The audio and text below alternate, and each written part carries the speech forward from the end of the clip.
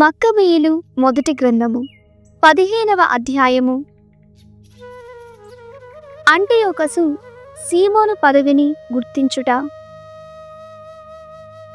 Greek ద్వీపముల నుండి దేమేత్రియసు కుమారుడు 7వ అంటియోకసు ప్రధాన యాజకుడును నాయకుడు సీమోనునకును యూద జాతికిని శుభమును పలికి అంటియోకసు వ్రాయునది. కొందరు దుర్మార్గులు మా పూర్వుల రాజ్యమును అపహరించిరని మీరెరుగుదురు కదా. నేను మా రాజ్యమును జయించి దానిని పూర్వపు ఔన్నత్యమునకు కొనిరాగోరెదను. నేను చాలామంది సైనికులను ప్రోగు చేసుకొంటిని, నావలను కూడా సిద్ధము చేయించుకొంటిని. ఇక వెంటనే యుద్ధమును ప్రారంభించి మా దేశమును మా నగరములను పాడు చేసిన దుండగులతో పోరాడెదను. మా పూర్వులు మీకు దయచేసిన పన్నుల రాయితీలను ఇతరములగు రాయితీలను నేనును ధృవపరతును. మీకు అవసరమైన నాణెములను మీరే ముద్రించుకొని మీ దేశమున చలామణి చేసుకోవచ్చును. మీరు యెరూషలేము నగరమునకు దేవాలయమునకు పన్నులు కట్టనక్కరలేదు. మీరు తయారు చేసిన ఆయుధములను మీరు స్వయముగా కట్టించి ఉపయోగించుకొనుచున్న కోటలను మీవే అగును. మీరు రాజు కోశాగారమునకు ఇంతకు పూర్వము బాకీ పడిన సొమ్మును ఇక మీదట బాకీపడు సొమ్మును కూడా ఎప్పటికిని చెల్లింపనక్కరలేదు. నేను నా రాజ్యమును జయింపగనే నిన్నును మీ జాతిని మీ దేవాలయమును ఘనముగా సన్మానింతును. అప్పుడు లోకమంతయు మీ వైభవమును గుర్తించును. గ్రీకు శకము 174వ ఏట అనగా క్రీస్తు పూర్వము 138లో అంటియోకసు తన పూర్వులేలిన రాజ్యము మీదికి దాడి చేసెను. సైనికులందరూ అతని పక్షమును అవలంబించిరి. కొంతమంది మాత్రమే త్రూఫో పక్షమున ఉండిపోయిరి. అంటియోకసు త్రూఫో వెన్నాడగా అతడు పారిపోయి సముద్ర తీరమునున్న డోరు పట్టణమున తలదాచుకొనెను. సైనికులందరూ తన్ను విడనాడిరి కనుక తనకు కీడు మూడినదని త్రూఫో గుర్తించెను. అంటియోకసు 120,000 కాలిబంటులతోనూ 8,000 రౌతులతోనూ డోరు నగరమును ముట్టడించెను. ఒకవైపున అతని సైన్యము, మరి ఒక వైపున సముద్రముననున్న అతని ఓడలు పట్టణమును చుట్టుముట్టెను. నగరములోనికి గాని నగరము నుండి వెలుపలికి గాని రాకపోకలు ఆగిపోయెను. రోమనులు యూదులకు మద్దతు ఇచ్చుట. ఇంతలో నునేమియసు అతని బృందము వారు రోము నుండి తిరిగి వచ్చిరి. వారు రోమియులు ఆయా రాజులకు రాజ్యములకు వ్రాసిన లేఖను కూడా కొనివచ్చిరి. అందిట్లున్నది: రోమను ప్రజల నాయకుడు లూసియుసు టోలమీ రాజునకు శుభములు పలికి వ్రాయునది. మాకు యూదయ దేశముతో గల సఖ్య సంబంధములను నూతనీకరించుకొనుటకు గాను ఆ దేశపు రాయబారులు మా చెంతకు వచ్చిరి. ఆ దేశీయులు మాకు స్నేహితులు, మా పక్షము వారు. ప్రధాన యాజకుడు సీమోను యూద ప్రజలు ఆ దూతలను మా చెంతకు పంపిరి. వారు 1000 తురముల బరువు గల బంగారు డాలును కొనివచ్చిరి. కనుక యూదులకు గాని వారి దేశములకు గాని నగరములకు గాని కీడు చేయవలదని మేము వివిధ రాజులకును రాజ్యములకును వ్రాయిచున్నాము. మీరు యూదుల మీదికి దండెత్తరాదు, వారి మీదికి దండెత్తు వారితో చేతులు కలుపరాదు. మేము యూదులు పంపిన డాలును స్వీకరించి వారికి భద్రత కల్పించుట మా కోరిక. కనుక యూదయ దేశము నుండి దుర్మార్గులెవరైనా పారివచ్చి మీ మరుగు చొచ్చినచో మీరు వారిని ప్రధాన యాజకుడు సీమోనునకు ఒప్పగింపవలయును. అతడు వారిని వారి నియమముల ప్రకారము శిక్షించును. లూసియుసు ఆ జాబు నకళ్లను దేమేత్రియసు రాజునకును అట్టలనునకును అరియారాతెసునకును అర్సాసెసునకును పంపెను. మరియు సంసామెసు, స్పార్టా, డెలోసు, ముండోసు, సిక్యోను, కారియా, సామోసు, పంఫూలియా, లూసియా, హాలికార్నససు, రోడ్సు, పసేలిసు, కోసు, సీదే, అరదసు, గొట్టున, స్నీదు, సైప్రసు, సిరినే రాజ్యములకును నకళ్లను పంపెను. ప్రధాన యాజకుడు సీమోనునకు ఆ లేఖ ప్రతి ఒక్కటి చేరెను. అంతియోకసు సీమోనుతో పొత్తు విడనాడుట. అంతియోకసు రెండవసారి డోరు నగరమును ముట్టడించి దానిని అవిరామముగా పీడింపదొడగెను. అతడు ప్రాకారములను కూల్చు మంచెలను కట్టించెను. త్రూఫోను అతని సైనికులను బయటికి రానియలేదు, లోపల ఉండనీయలేదు. అంతియోకసునకు సహాయము చేయుటకుగాను సీమోను శూరులైన సైనికులను 2000 మందిని పంపెను. ఇంకను వెండి బంగారములను ఆయుధములను కూడా పంపెను. కాని అంతియోకసు ఆ సైన్యమును గాని ఆ వస్తువులను గాని అంగీకరింపలేదు. తాను సీమోనుతో కుదుర్చుకొనిన సంధి షరతులన్నిటినీ ఉపసంహరించుకొని అతనికి విరోధి అయ్యెను. అతడు తన స్నేహితుడు అతెనోబియసును సీమోనునద్దకు పంపించి ఇట్లు చెప్పించెను. నీవు నా రాజ్యమునకు చెందిన యొప్ప, గేసేరు, యెరూషలేము దుర్గములను ఆక్రమించుకొంటివి. నీవు ఆ మండలములను పాడుచేసి నా దేశమునకు అపారమైన నష్టము తెచ్చిపెట్టితివి. పైగా నీవు నా రాజ్యమున చాలా స్థలములు ఆక్రమించుకొంటివి. ఇప్పుడు నీవు ఆక్రమించుకొనిన ఈ నగరమును నా వశము చేయుము. యూదయ రాష్ట్రమునకు వెలుపలనున్న స్థలముల నుండి నీవు వసూలు చేసిన కప్పములను కూడా నాకు చెల్లింపుము. లేదేని ఈ నగరములకు బదులుగా నాకు 500 ఎత్తుల వెండిని చెల్లింపుము. ఇంకను నీవు నా రాజ్యమునకు కలిగించిన నష్టమును తీర్చుటకుగాను నాకు ముట్టవలసిన కప్పములకుగాను అదనముగా 500 ఎత్తుల వెండిని కూడా చెల్లింపుము. నేను చెప్పిన 2 కార్యములలో ఏదేని ఒకటి చేయవేని మేము నీ మీదికి యుద్ధమునకు వత్తుము. అతెనోబియసు యెరూషలేమునకు వచ్చి సీమోను వైభవమును కన్నులారా చూచెను. అతని భోజనశాలలోని వెండి బంగారు పాత్రములను పరికించెను. అతని సిరి సంపదలను చూచెను.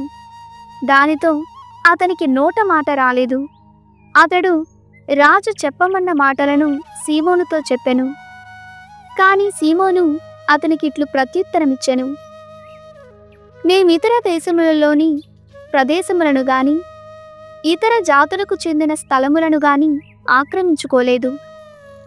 మా పూర్వులకు చెందిన ప్రదేశములను మా శత్రువులు కొంతకాలము పాటు అన్యాయముగా తమ స్వాధీనములో ఉంచుకొనిరి. ఇప్పుడు అనుకూలమైన పరిస్థితి రాగా మేము ఆ ప్రదేశములను మరలా స్వాధీనము చేసుకొంటిమి. యొప్ప, గేసేరు నగరముల ప్రజలు మాకు మిగుల కీడు చేసిరి. అయినను వానికి బదులుగా మేము మీకు 100 ఎత్తుల వెండిని చెల్లింతుము. ఈ మాటలకు అతెనోబియసు ఏమీయూ జవాబు చెప్పలేదు.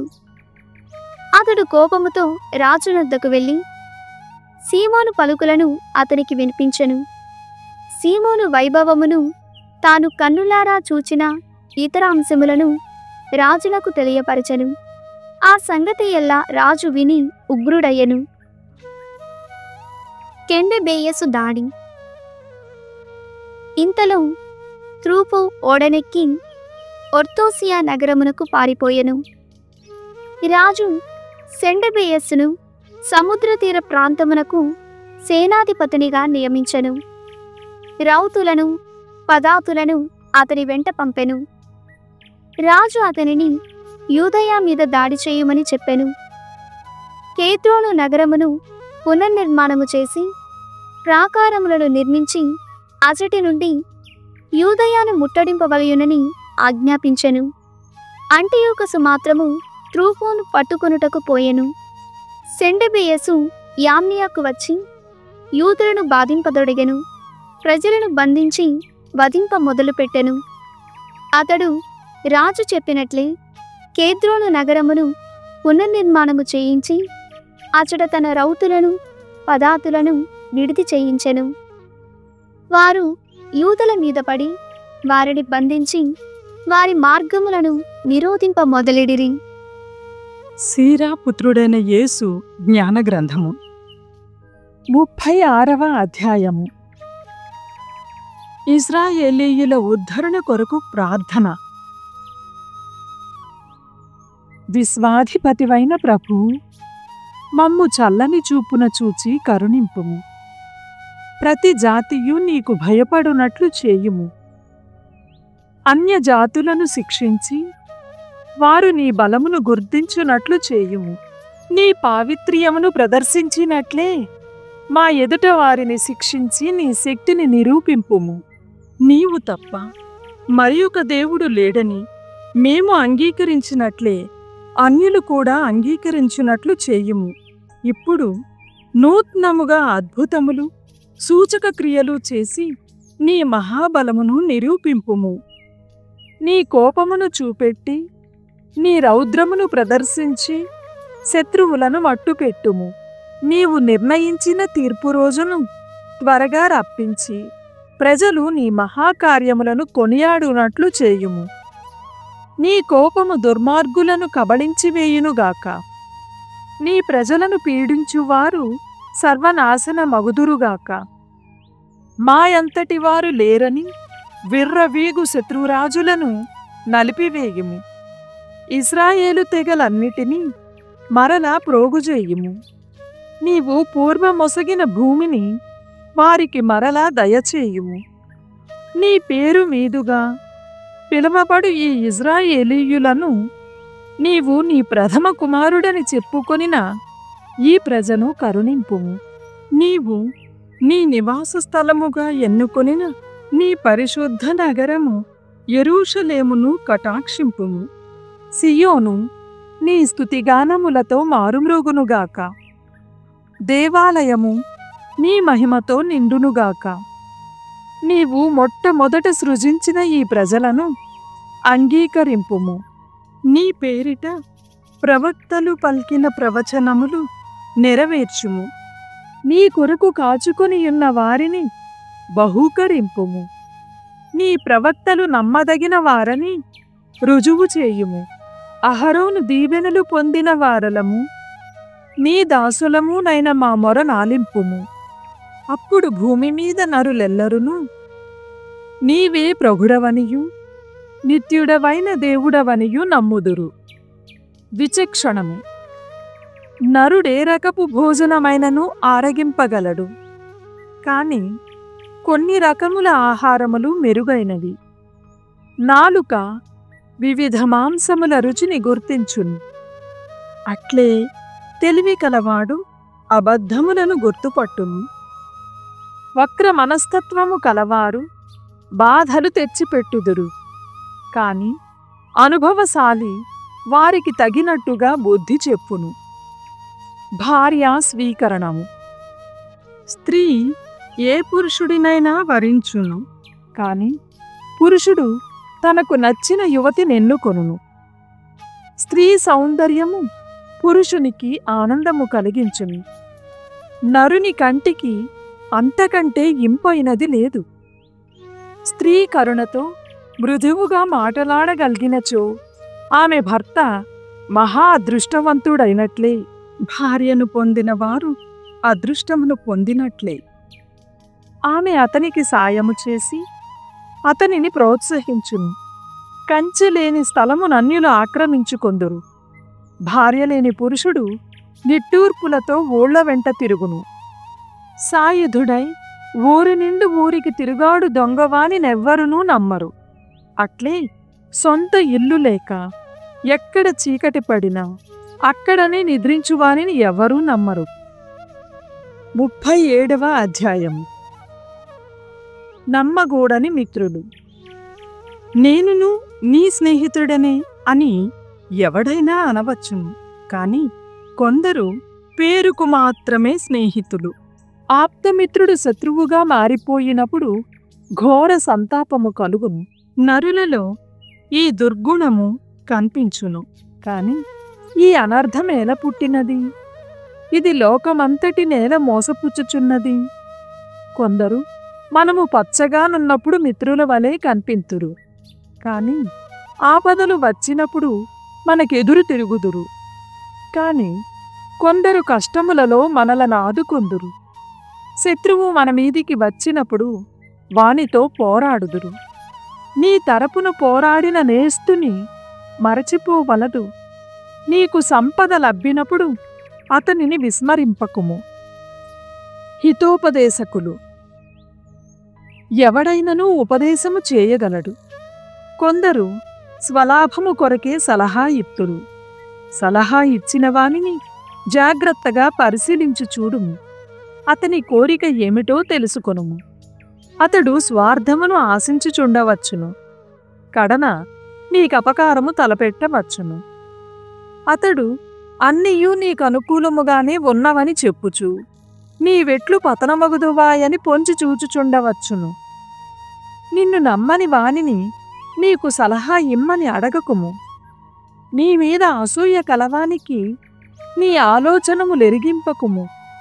స్త్రీని ఆమె సవతిని గూర్చి, పిరికి వానిని యుద్ధమును గూర్చి, వర్తకుని వ్యాపారమును గూర్చి, పిసినిగొట్టును కృతజ్ఞతను గూర్చి, క్రూరుని దయను గూర్చి, సోమరిపోతును పనిని గూర్చి, రోజువారీ కూలీని పనిని సంపూర్తిగా ముగించుటను గూర్చి, సోమరి అయిన సేవకుని కష్టకార్యమును గూర్చి సలహా అడుగకుము.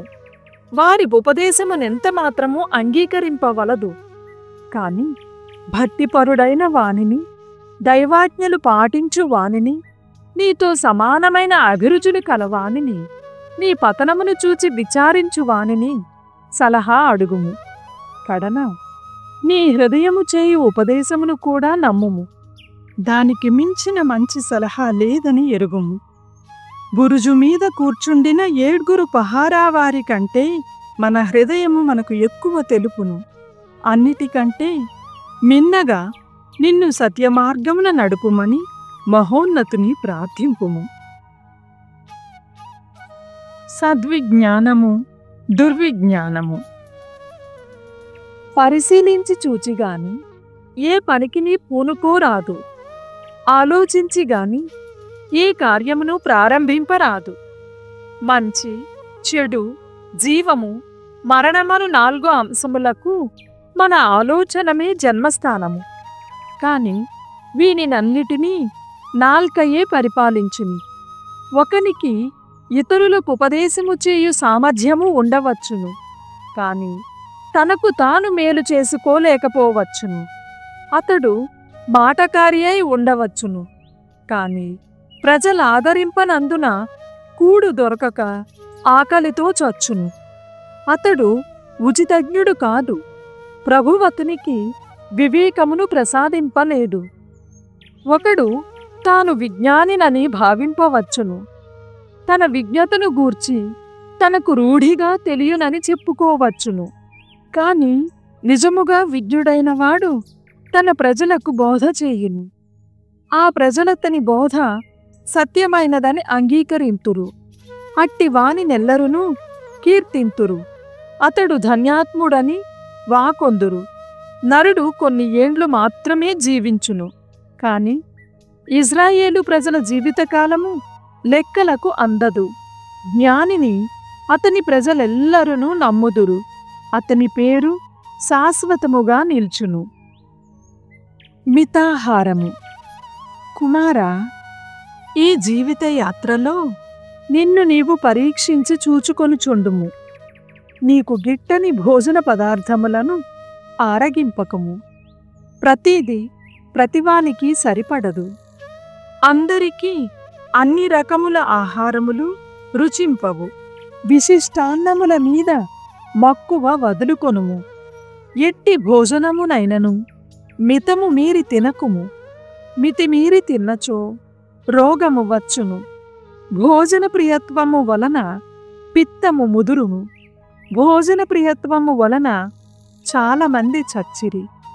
ఈ విషయమున జాగ్రత్త వహించి నీ ఆయుస్సు పెంచుకొనుము. సామెతల గ్రంథము 23వ అధ్యాయము. కుమారా, నా పలుకులాలింపుము, నా ఉపదేశమును జాగ్రత్తగా వినుము. పులట లోతైన గోయి వంటిది, వ్యభిచారిని బయటికెక్కి రాలేని బావి వంటిది. ఆమె నీ కొరకు దొంగవలే పొంచియుండును. ఆమె వలన మోసపోయిన వారనేకులు కలరు.